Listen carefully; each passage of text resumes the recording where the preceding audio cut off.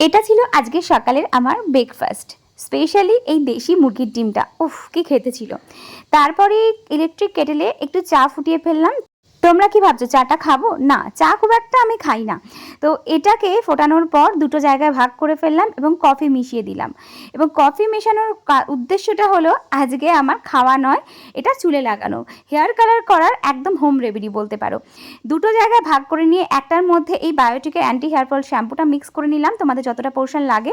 আর একটার মধ্যে কন্ডিশনার যে কোনো মিক্স করতে পারো, বাট আমার কাছে যেটা ছিল লরিয়ালের হেয়ার স্পা, সেটাই আমি কিছুটা নিয়ে মিক্স করেছি। মিক্স করার পর স্ট্রাকচারটা একটু ঘন ঘন আসবে, জল জল ব্যাপারটা যেন কেটে যায়।